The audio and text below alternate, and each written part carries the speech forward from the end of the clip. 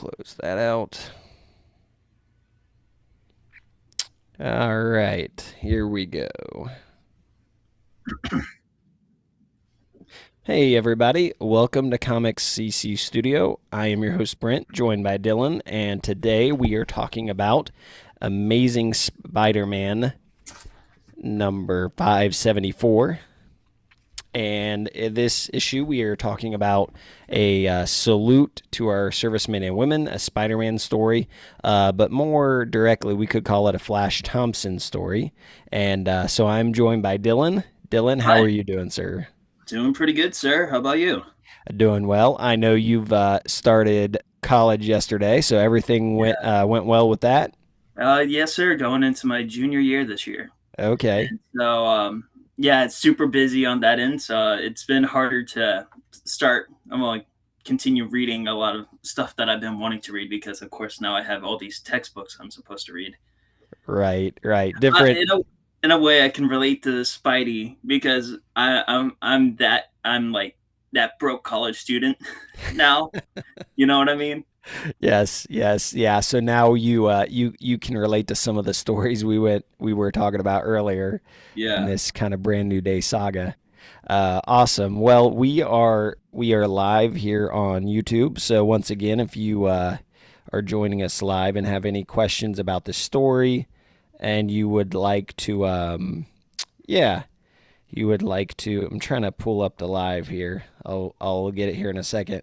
But yeah, if you have any questions about this story, but let's so do you now in my issue it has like a little introduction here about Flash.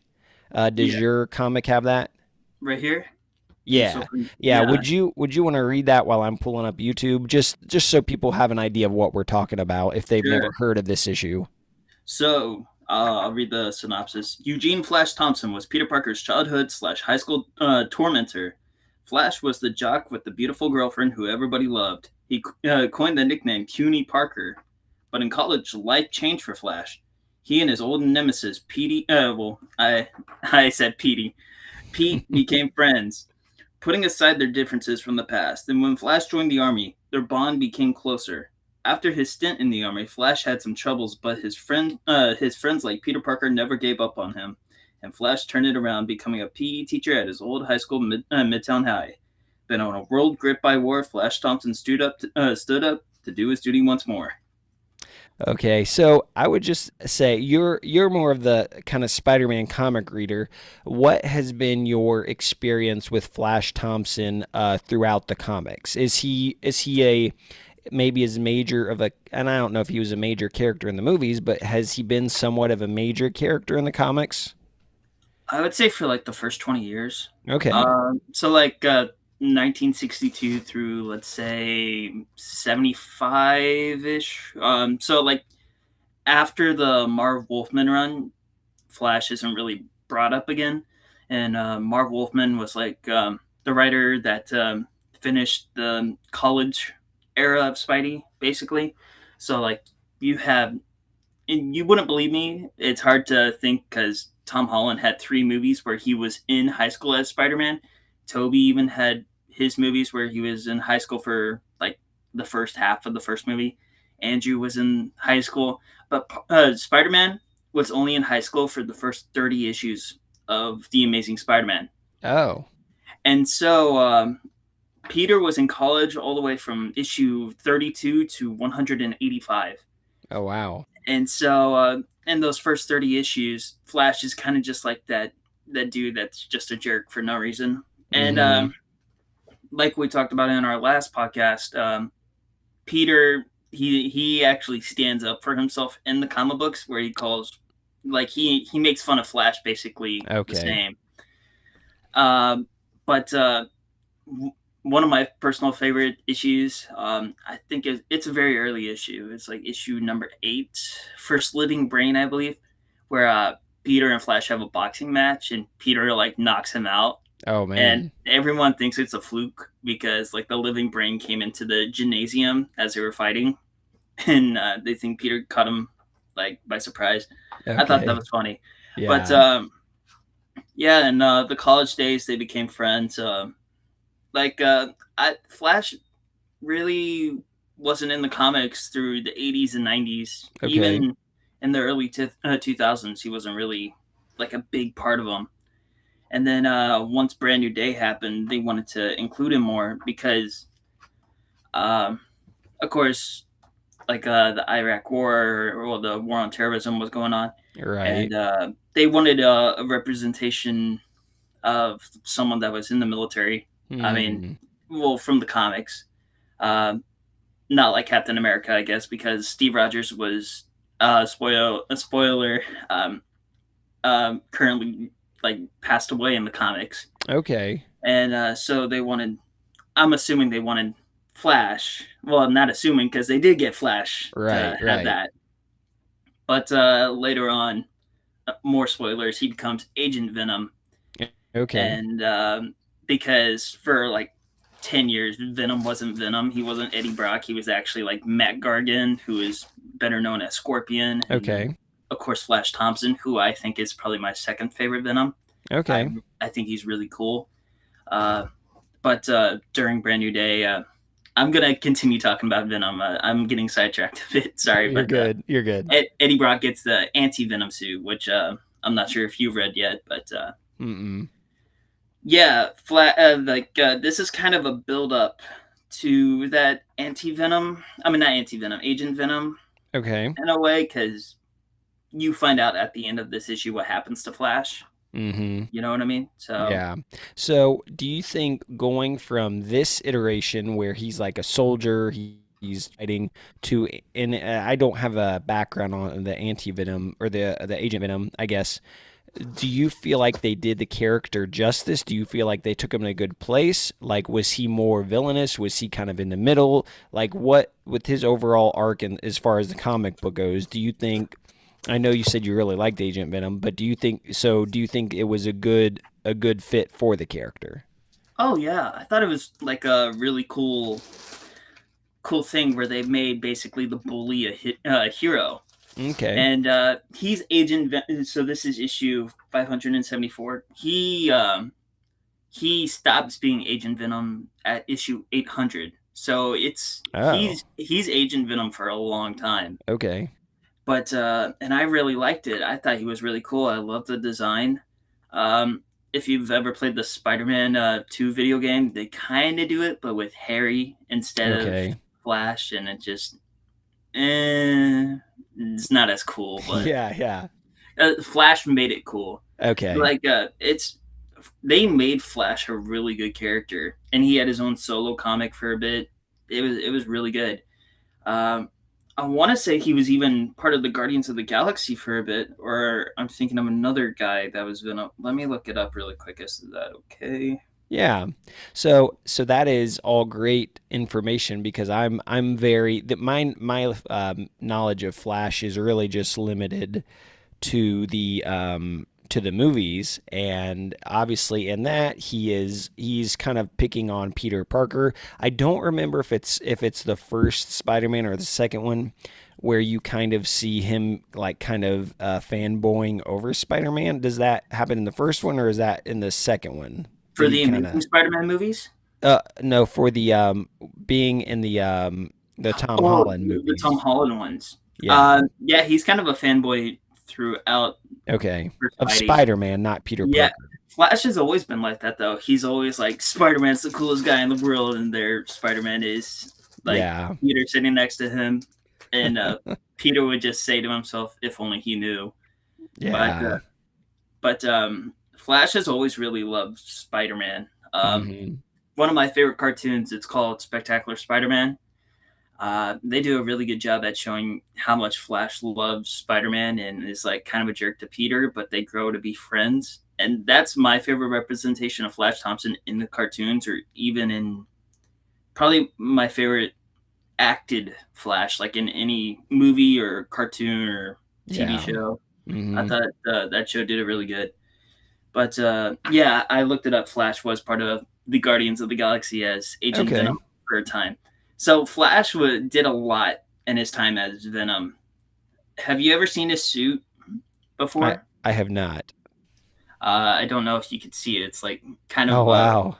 battle armor ish. It's Yeah, really cool. that's interesting. That's Yeah, really cool. it's so cool. Um, I always wanted that action figure growing up too, but Nice. I never got it because all the Disney because was Diamond Select was selling it at the time, and Disney Okay. owned Diamond Select, but Disney always like over like the price was like $50 for the action figure, and it's Wow. like, Yeah. oh, $50 for an action figure? Do I want that? Right. So we'll go ahead and yeah, that is a nice suit, and I like the fact that they actually had a kind of I basically a redemption arc. It sounds like, Yeah, and it's I'll go kind of. ahead. I'm sorry. Um, I forgot to mention that they to make him Agent Venom, they made it kind of like I don't know how. I think it was like a super soldier experiment where they had the symbiote and put it under these like sleeping medicine to like keep it tame and not have like the extra personality that like Eddie Brock had when he was like Okay. Venom and Eddie. So Flash basically had full control of the symbiote Nice. Nice. of the black suit. Yeah. Yeah. So this story is kind of how we've done with other stories. We're not going to go through the whole thing. If you've never read it, I definitely highly recommend it. And I guess this story, Flash becomes a soldier again. Well, actually, we start off he's in a hospital bed reading a card from Pete, and that's actually really cool. That I guess when you look at the part where you said growing up, like he was a jerk in the comics to Peter, and they kind of were going back and forth to where now he's in a hospital bed, and you're not obviously as it opens, you're not sure what's going on, but he's reading a Christmas card from Peter Parker. And I just think that's really cool that you kind of have that warmness at the very start of the book. Say that again. I'm sorry. It's all good. I said I think it's cool how there's that warmness at the start of the book. Like he's reading Yeah. because you read the introduction, you're like, oh, okay, like he did they were like nemesises or whatever in Yeah. high school. They were rivals Yeah, but basically, and like he always fighting over the same girl and all that. Like okay, Liz Allen. You remember Liz Allen? I do I don't not think. know. So she was the girl in Spider-Man: Homecoming. You know, Liz Toombs, I guess. Oh, okay, okay. Not the Vulture's daughter in the comic book, but Right, right. Yeah, Liberty's there. And yeah, then, of course, coined the nickname Puny Parker, which Disney, I won't say the name on this podcast because I like to keep it clean, but Disney did a version of that where in the first, I think it's the first Spider-Man where Peter Parker walks in, and he's like, I say this and you say Parker, puny for the sake of this podcast, puny Parker, and he's making fun of Peter. So you see that. But what you don't see in the movies, which we'll get into a little bit in this story, is that the reason Flash most likely was like that in high school, and it's really kind of sad for the character, just what he went through as a kid, and you don't really get an explanation of this in the comics, or at least I shouldn't say comics. In the movie, you don't get an explanation. Why was this guy a jerk to Peter? It doesn't really. If you look at just a character arc, it doesn't really make sense. So I think a little bit of background as to why he was like that. Do you think that would have worked in the movie, or do you feel like that just wasn't the story they were telling? I don't really think that's the story they wanted to tell. I think that Flash was because that Flash was kind of snobby because he was Mm-hmm. rich. Like he got into MIT. I don't think this Flash would have gotten into MIT. From the comics, Or you're saying you yeah, don't think? no, I Okay. this Flash. I think he was just a like born to be a hard worker. You know, Yeah. like there's some guys that are just born to like not born in the best of environments, and so you have these guys that have to fight for everything they have, and I think Flash kind of did that. You know, Mm-hmm. well, they're in the movie, the Flat. I don't really like that adaptation of Flash, just Yeah. because he's kind of just a jerk for no reason. You never really get a like a backstory other Right. than that he doesn't. He thinks well, Peter is just like he's jealous of Peter, you know, because of Peter's brain. I feel like that's Mm-hmm. the only thing that they actually hint at, you know. Yeah. Even Versus, yeah, go yeah, ahead. like even though Flash is also smart in the movie, Peter gets everything right. You know, he's good at school. I guess he's now getting the girls. You know. Yeah. Yeah, I think it's interesting that in this iteration, you see the reason that, well, it doesn't explicitly state that, but as he's being interviewed by this general, which we could possibly talk about that and how he was interacting at first with the general, is is that he's like the general asking him some questions, and he's basically like, "Oh, did you get that? Your dad was a police officer.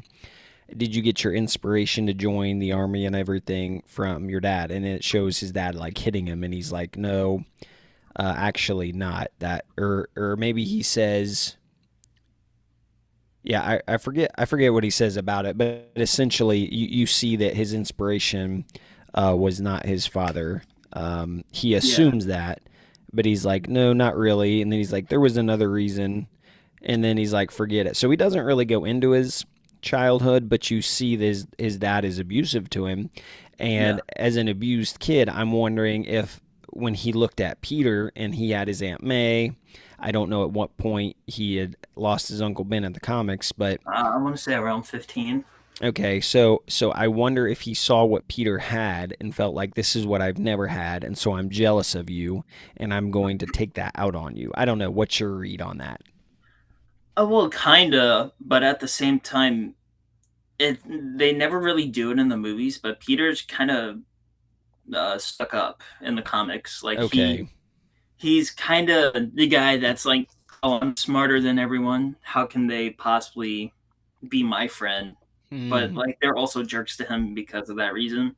It's not just because they think he's a nerd. That's part of it, but at the same time, it's like Peter was kind of a jerk Hmm. himself. Interesting. He was just kind of a loner. Like off topic. Like even when he first met Gwen Stacy in issue 32 or 31 of the Amazing Spider-Man, Right. Gwen Stacy's first impression of him is that wow, this guy's a jerk. I don't Oh, like this okay. guy. Wow. Yeah, So, yeah, so a little bit different than typically what you see him portrayed at in the movies. yeah. I mean, the closest one to it is probably Toby. Or yeah, I probably tell. I mean, Andrew, you can kind of feel that loner aspect from him, but like Peter kind of has that like like he already had Harry, so it's like yeah, he's kind of just a nerd, but like Andrews was like he's not a nerd, but he's kind of a loner, doesn't really have Okay. friends. So I don't think there's really been a Spider-Man actor that's really done it right, or just like as the story calls for it. You know what I mean? Yeah. So like I think Toby and Andrew did it best when they're like their adaptation of what Peter was kind of like in the comics. Yeah. I like Tom uh, because he is also kind of a nerd, but in a different way. He just likes nerdy things, but he's also really smart. But he Right. doesn't. He's not like stuck up about how smart he is. Yeah. Yeah, so that's interesting that if you combine that he was a little bit of a jerk plus the life that Flash lived, and maybe there was some resentment, like, wow, you've got all this going for you and you're still a jerk. Like maybe he felt like I'm justified to be a jerk to you because I was beaten. But Yeah, what have you really had to go through? Obviously, at some point he lost his the uncle loss of his Ben. parents. Well, also the loss of his parents. Okay, and do they delve into that in the comics a little bit? Uh, yeah, it's kind of stupid. They turned Okay, out to be like shield agents that like died in a helicopter crash, but gotcha. that I don't know if that's been retconned or not. Okay, fair. Yeah, so he's talking to this general. He's in bed. He's trying to figure out, yeah, just maybe why. Well, first of all, why was he a fan of Spider-Man? Why did he join? Maybe he's asking him questions, and and maybe you can speak to this better than I can. But Flash is really dismissive of it feels like of the general to start. Was that kind of his character prior to becoming an adult? Or do you feel like because he's laying in this hospital bed, he's like, I don't, you're a general, but it doesn't really affect me anymore. I don't know. What's your take on like the fact that he's kind of being a little bit rude or a little bit sarcastic to this general, or is that just Flash's personality overall in the comics? Probably a little bit of both. Okay.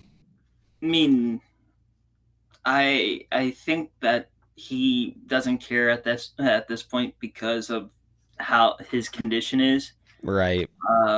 But I also think it has to do with um, I don't know if I'm correct in saying this because the general's a general for a reason, but like Flash has seen Spider-Man in action before, so it's like could Flash possibly not see this general in a higher light because he hasn't seen the general on a battlefield before, like he Oh, has his wow. troops and Spider-Man. You know what I mean? Yeah, that's a So great analogy. Yeah, I can totally see, especially in this story, that kind of makes sense because throughout this story, although I titled it on YouTube a Spider-Man story, it's really a Flash Thompson story, but really he is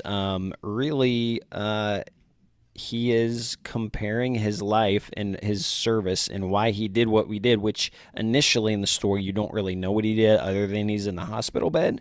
So, but you don't maybe know why. And so he's like, what did you do? Like, why'd you do what you did? And he's got instances where he's telling the story, but he's also got flashbacks of scenes where he's either seen Spider-Man or he saw the news, whatever it was. But in his mind, he's recalling what Spider-Man did. yeah, like um um yeah. I'm sorry, I lost my train of thought for No, a that's moment. okay. Well, I think, for instance, like one of the first, well, it's interesting. At first, he's dressed up as Spider Man, and Yeah, then Doctor Doom has him, but I he's don't like, know what issue that is. okay, I that's want to fair. say it's issue 5 or 4. Whenever Doctor Strange, I mean Doctor Doom appears in the Spider-Man comics, like it's funny to think one of the first Spider-Man villains is Doctor Doom. Yeah, Uh, that's funny. I can't remember the whole ordeal. I think Doctor Doom was building this super weapon, of course, and then like Mhm. the Fantastic Four were busy, and so Spidey's like, oh, I'll go save the day, and then Flash did this stupid thing because he wanted to help out Spidey, I want to say, or he was just being stupid and wanted to Okay, people believe, like wanted people to think he was Spider Man. okay. Now, was this before? But is this before he kind of had a turning of his character? Yeah, this was like issue 5, I want Okay, to say, of the Amazing Spider Man. okay. Like So really early on, like 1963. okay, so he would have still been in that kind of jerkish Yeah, phase well, to he was Peter. like wanting to. He wanted to make fun of Peter somehow. I think his goal was to make fun of Peter because Peter was the photographer of Spidey, Ah, and I can't remember the. I read it a long time ago, yeah, about like 2 years ago, but I can't remember the whole plot. yeah, that's okay. Yeah, but as you're going through, you see that him telling the general what happened, and then like there's a scene where he's like, I guess you could say, and the general's like, you just kept going, and he's like, yeah, he's like, I guess you just tried to remember you can get through stuff if you just stay focused. And then it's got a picture of Spider-Man. I assume the classic thing where he's literally lifting off concrete or cement or something off of him.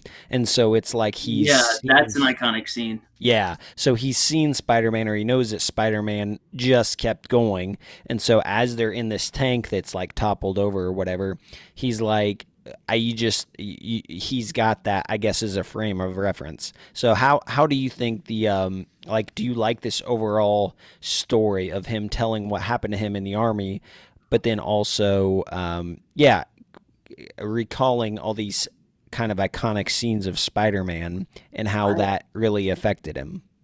I think it's really cool. I think it's a very good issue. I think it shows how much respect Flash actually has for Peter, even though I don't think he knows who Spider Man is at this point.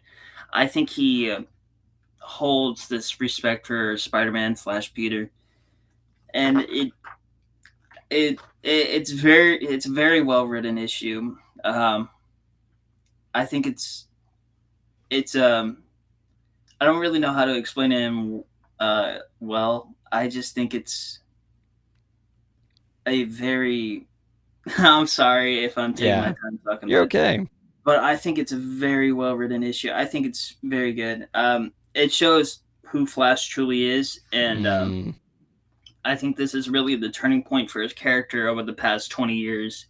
Well, 18 years now since this book came out, and they've done a very good job at like really flushing out Flash's character. Like, because before this, I don't think a lot of people probably forgot about Flash as a character, you know.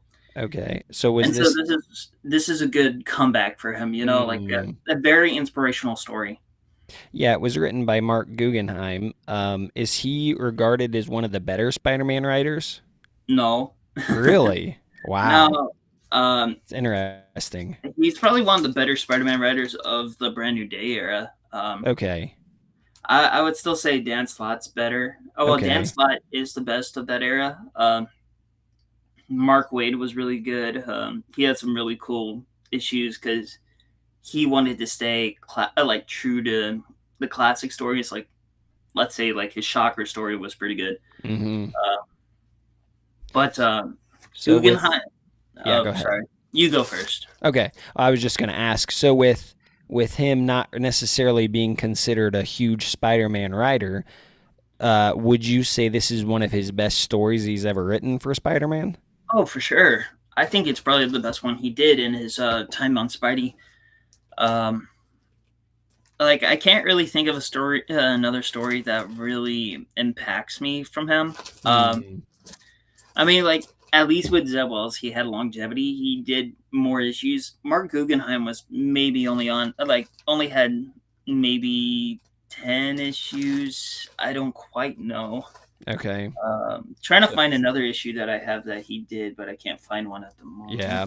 So maybe like a year of writing with Spider-Man, if that. Yeah, I mean, at this time, in this point in time in Spider-Man comics, Spider-Man was releasing 3 times a month. Wow. Okay, that's Yeah, because significant. they got rid of all the spin-off titles, like let's say, I don't know, Peter Parker Spectacular or Mm-hmm. Marvel Knights. I think that was retitled, but Marvel Knights Spider-Man, and they wanted it to be they wanted to basically make money where they were like Spider-Man sells, we need to get Spider-Man on the shelf Yeah. as much as we possibly can, and that's still kind of true to this day because Spider-Man releases 2 times a month now.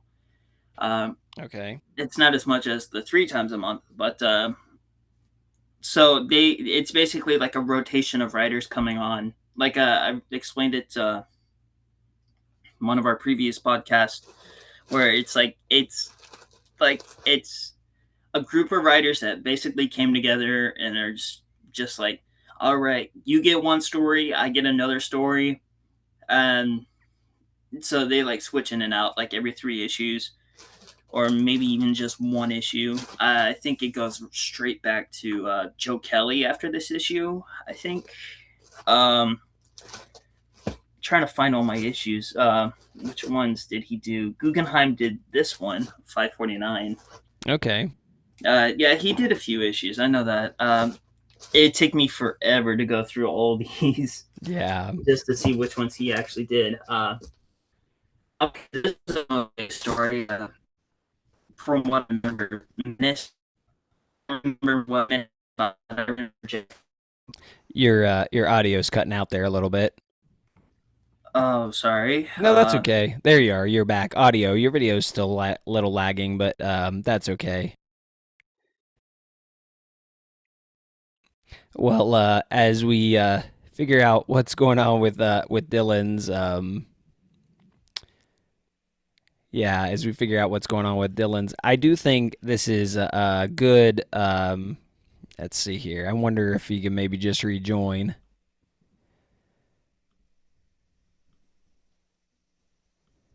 Let's see here if he's coming back in. Anyways, a little technical difficulties, but such is the day and age we live. So once we get Dylan back, um, we will continue. But I do think this is an interesting issue of Spider-Man, where this is an interesting video where, or I'm sorry, issue where you also get to see a little bit of the military. And, maybe for someone that doesn't have, okay, here we go. He's back. See if we get this knocked out.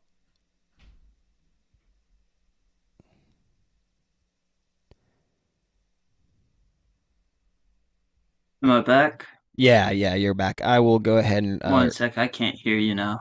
okay. One sec.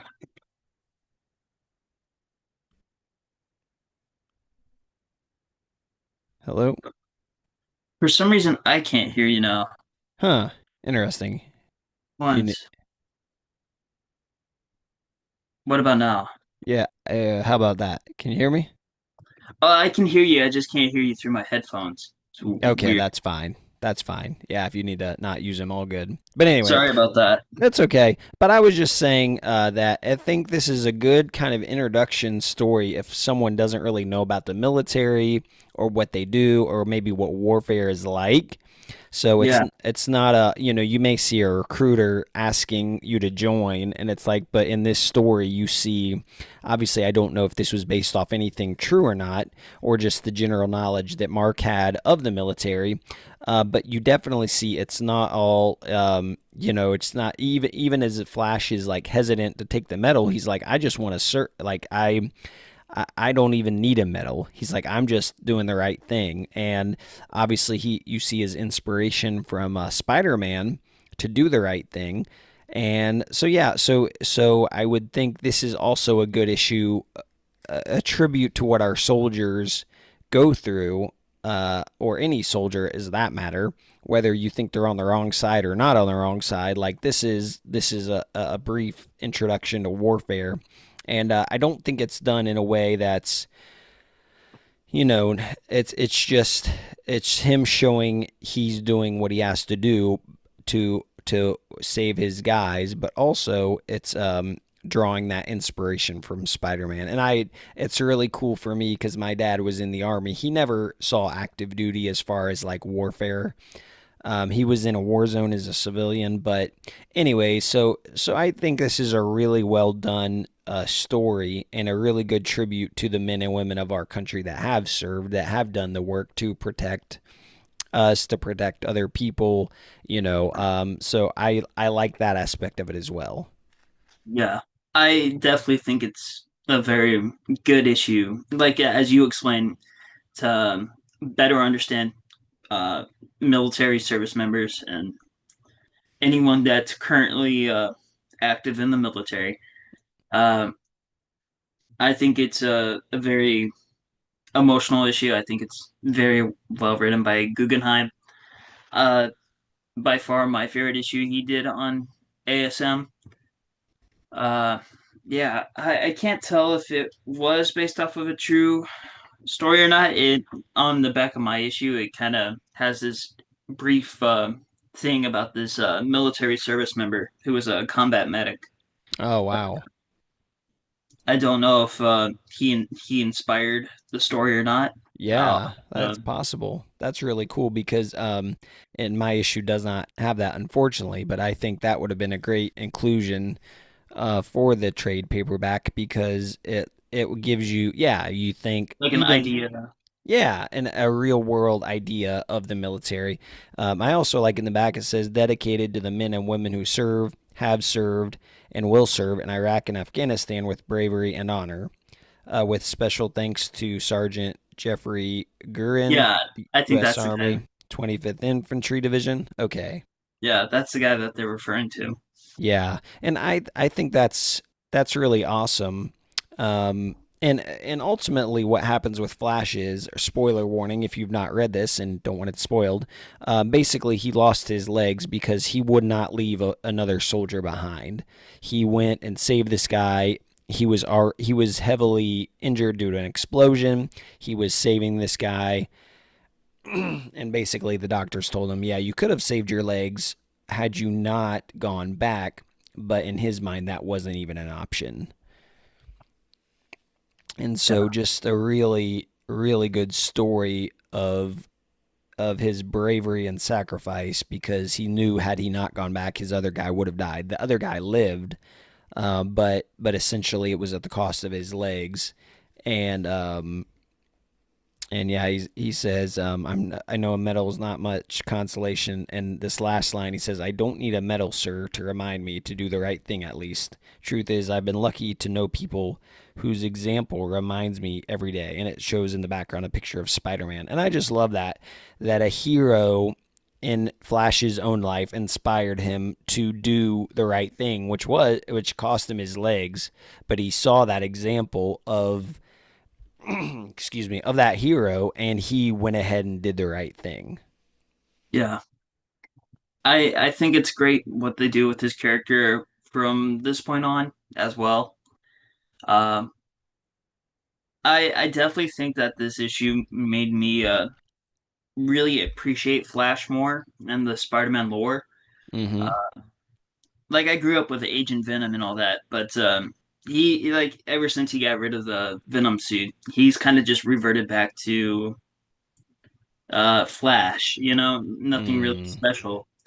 And so this issue just makes me reminds me that Flash is like a better character than what people give him credit for. mm-hmm. So definitely one of my favorite issues of Brand New Day, for sure. Yeah. Do you think if they would have gone this route throughout the development of Spider-Man, we'll just say the Tom Holland movies, and I don't know, was he? You said he was in the Amazing Spider-Man as well. Oh, it's Flash. Yeah. Yeah, he's been in all three iterations of Spidey. Oh, who was he then in the first Spider-Man, Tobey Maguire one? So, have you ever seen well, I don't know his name. He was going to play Deathstroke in the Zack Snyder DC universe. Okay. But the fist fight in Spider-Man 1 and Peter's like dodging the guy? That's Flash. Okay. Okay. And But he throws the food tray at the guy. okay, they never did anything else with him though, really? No, after graduation, he's that's just kind of it. Okay. Hmm. Yeah, they Interesting. they don't yeah. But in the Amazing Spider-Man movies, I think that's probably the best version of Flash we've gotten because he actually becomes friends with Peter. Okay. Okay. So would you have liked in one of the Tom Holland or because they actually have Flash in all the movies except the new one, would Unless you want to you count like that one cameo of the student ID tag. okay, what is that in the third one or the most recent The, one? the new one, yeah. It's like a cameo. It's not actually the actor. It's like a picture of the actor. Okay. Oh, I think I remember that. Like was he Spider-Man or something? Yeah, They had yeah. said, I yeah. thought that was really funny. Yeah, that is interesting. And that actually could refer back to this comic, maybe. Like Maybe. he wore the Spider-Man suit, so that's kind of funny. I don't know if the other guy did, but would you have liked this version in the Spider-Man movies, or do you think would that have been like too distracting from the stories they were trying to tell? Probably a little bit of both. I would love to eventually have a Agent Flash, Agent Venom story, but I don't think they'll ever do it. Okay. At the same time, I think it would probably distract from Spidey. Yeah.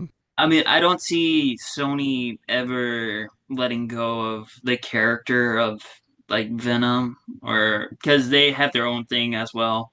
Right. Well, those movies aren't that great. Hmm. I mean, I do love Tom Hardy Venom, but I mean, I would love to see an Ancient Venom. I would love to see where Flash is. Maybe in the next movie, if Peter. Well, I'm hoping we'll get the black suit in Secret Wars, but we'll see what happens. Yeah. And just in my opinion, I think this is a very compelling story. I think not having the comic background, but then seeing that oh well, maybe you don't go the route Peter was a jerk to him, but you go the route of like you see him coming from a rough home life. His parents were always fighting, even though he's rich. However you want to frame it, like you don't have to show the abuse necessarily, but you can at least show I feel like like if there's that type of story, they can maybe deal with neglect instead of the abuse. there you go. Because I know like there's usually that stereotype where it's like rich people, oh, like rich families sometimes neglect the kids because of their wealth, like Mm. because they're always busy working or something like that, you know? Yeah. Yeah, and I think or yeah, just some other form of why he was the way he was to Peter growing up, but then also that redemption arc I think could have been really cool. And so it's interesting how again you have movies that have some of the stuff from the source material but also go new directions, tell new stories, and I think that's fine. I don't think there's anything wrong with that because you do have it in the comics. So Yeah, that's something they can never take away is that yeah, you've got this great story of Flash, this redemption arc, the Agent Venom. So all of that I think could have been really incorporated, especially because you had again you would have had to change his character a little bit, but you did have that Flash Thompson character in these movies, and how cool would it have been? Maybe instead of Frank Castle, maybe you brought in Agent Venom. I don't know, would that have been cool? Maybe, but again, you would have had to tell a different story with the character that they had. yeah. I So mean, like I think Punisher was really great. I think he was very fitting for Brand New Day. yeah, Yeah, their chemistry together was great. Uh, like I wish we did get more with Flash and the Tom Holland first trilogy, the first three movies.